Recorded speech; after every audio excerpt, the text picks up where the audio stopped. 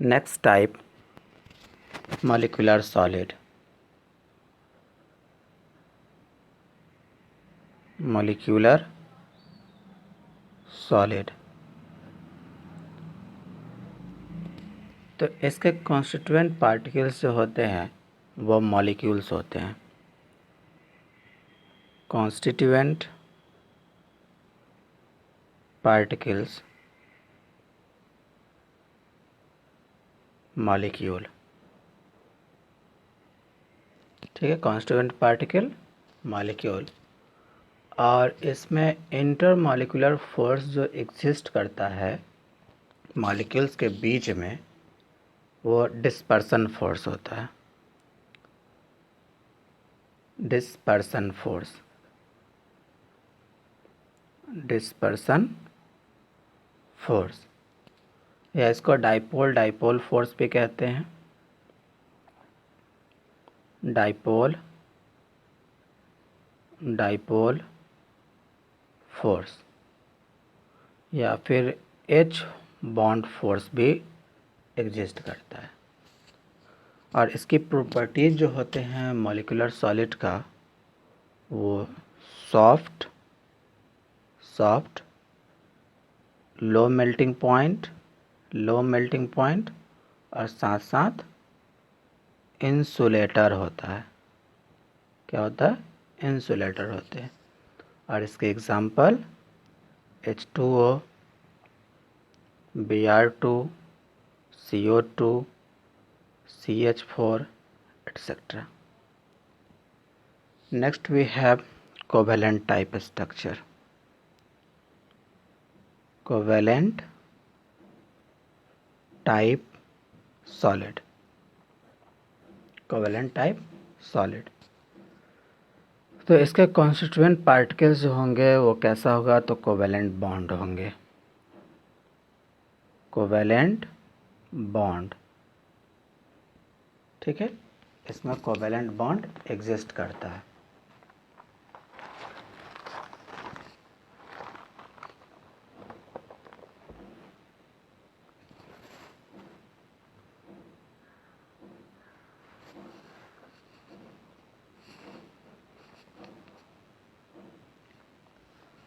और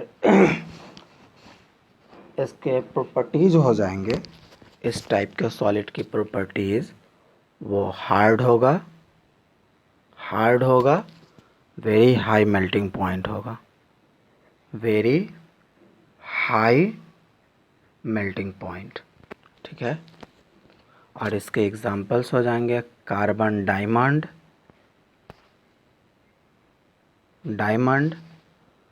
silicon oxide, etcetera. Next type हमारे पास है मेटालिक सॉलिड. क्या? Metallic solid. तो मेटालिक सॉलिड्स में क्या होता है? इसका कॉन्स्टिट्यूएंट पार्टिकल्स जो होता है वो मेटल और इलेक्ट्रॉन होते हैं. ठीक है, कॉन्स्टिट्यूएंट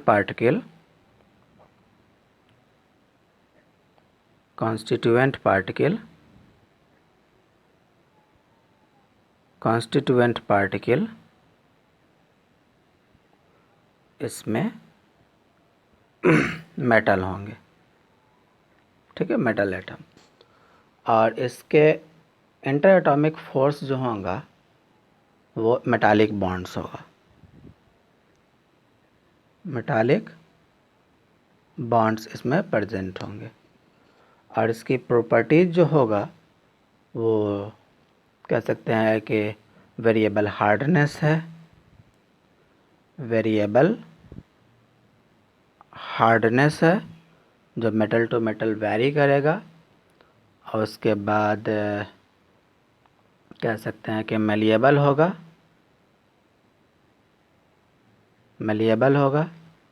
डक्टाइल होगा और कंडक्टिंग होगा. और इसके अगर एग्जांपल लिखना चाहें तो आप मेटल का नाम लिख सकते हैं. Magnesium, sodium, iron, copper, zinc, etcetera.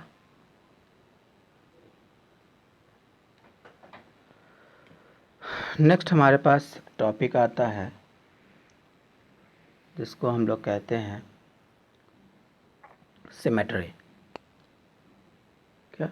Symmetry. तो next we have topic law of symmetry.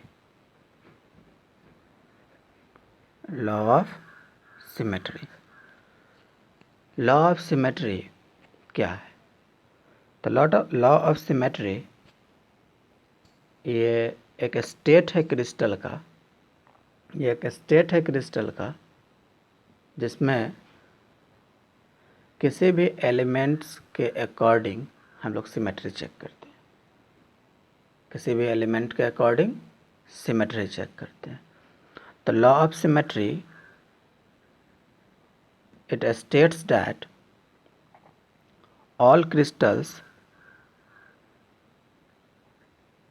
all crystals of a substance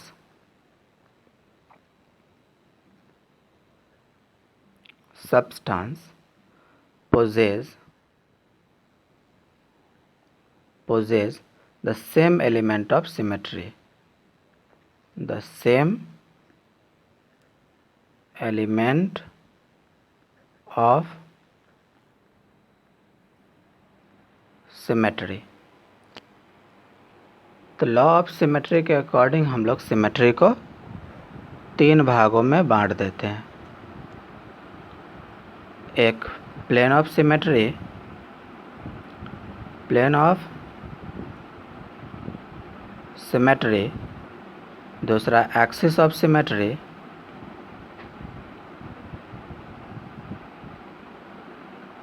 axis of symmetry and last centre of symmetry. Centre of symmetry.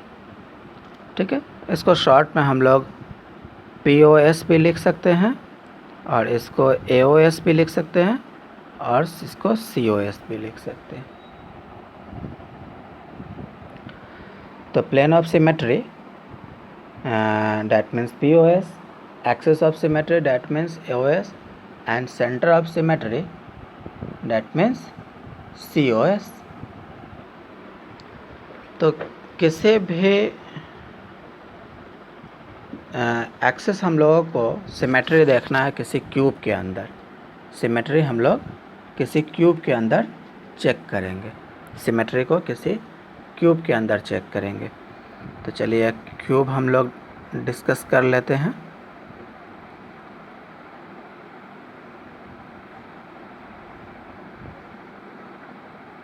इस तरह से हमारे पास एक क्यूब हो गया। Although ये देखने में तो क्यूबॉइड लग रहा है पर हम इसे क्यूब एज्यूम कर लेते हैं। तो एक ऐसा प्लेन पास किया जाए, एक ऐसा प्लेन पास कर दिया जाए इसमें से जो लगे कि ये फिगर सिमेट्रिकल डिस्ट्रीब्यूट हो गया है। ठीक है, या फिर इस तरह से कर सकते हैं।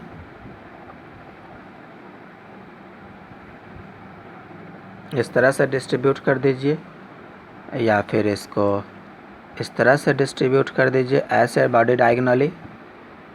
तो सिमेट्री फिगर ज़्यादा कॉम्प्लेक्स ना करते हुए हम लोग इसको डायरेक्ट लिख देते हैं कि क्यूब के अंदर में प्लेन ऑफ सिमेट्री जो होता है वो 9 होता है। प्लेन ऑफ सिमेट्री 9 और एक्सिस ऑफ सिमेट्री ये 13 है और सेंटर ऑफ सिमेट्री ये 1 है। तो टोटल सिमेट्री जो है हमारे पास वो 23 सिमेट्री है। Total number of element of symmetry, total number of element of symmetry, total number of element of symmetry ये किसी भी क्रिस्टल के अंदर, क्यूबिक क्रिस्टल के अंदर 23 है। और इस सेंटर ऑफ सिमेट्री को हम लोग एक और नाम से जान लेते हैं जिसको हम लोग कहते हैं इन्वर्जन सेंटर। ठीक है, inversion centre, inversion of symmetry.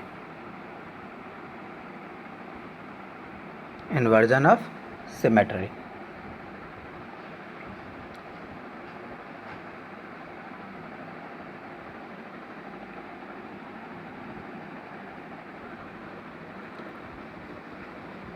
Next हम लोग अपने टॉपिक को आगे बढ़ाते हैं और इसमें लिखते हैं स्टडी ऑफ क्रिस्टल्स। हमारा टॉपिक होगा अगला topic study of crystals. Study of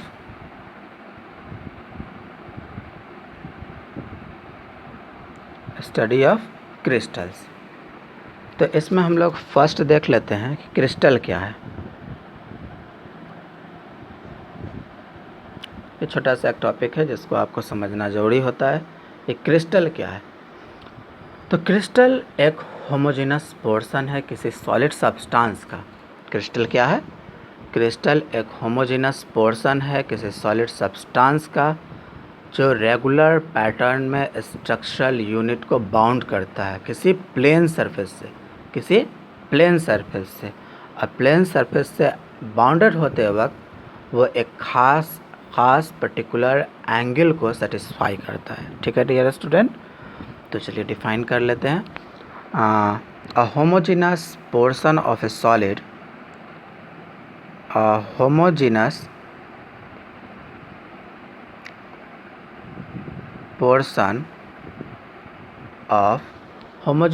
portion of a solid substance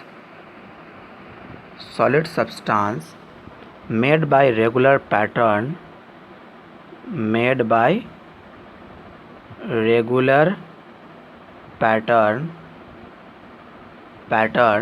of a structural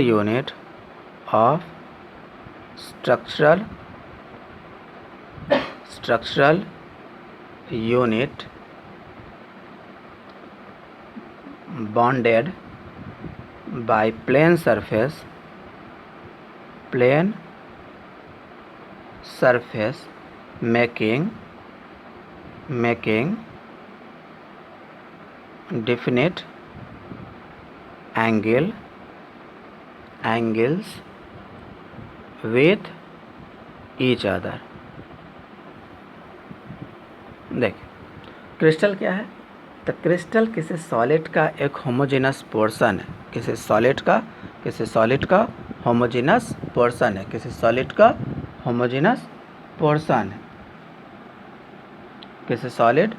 का होमोजेनस पोर्शन है जो किसी रेगुलर पैटर्न में स्ट्रक्चरल यूनिट को बाउंड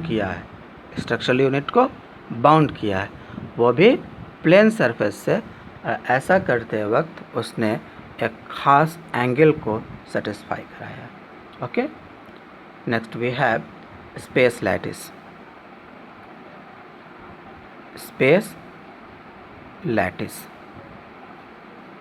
स्पेस लैटिस को समझना काफ़ी इम्पोर्टेंट है कि स्पेस लैटिस क्या है। तो एक अरेंजमेंट है कॉन्स्टिट्यूएंट पार्टिकल्स का। कॉन्स्टिट्यूएंट पार्टिकल्स आप जानते हैं कि एटम, आयंस और मॉलिक्यूल्स होता है। वो 3 डायमेंशनल में एक अरेंजमेंट है किसी भी कॉन्स्टिट्यूएंट पार्टिकल्स का। ठीक है, तो the arrangement of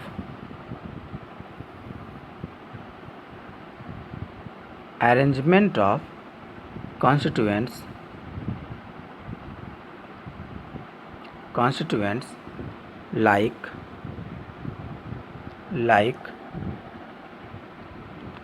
atom, ions, molecules in different site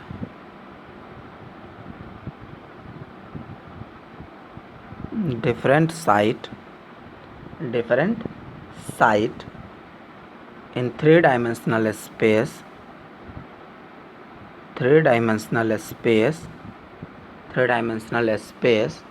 is called space lattice.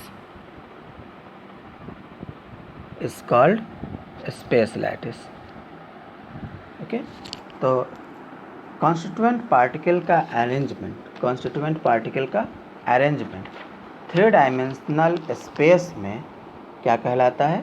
Space lattice कहलाता है। स्पेस लैटिस कहलाता है। Next we have unit cell. Next we have unit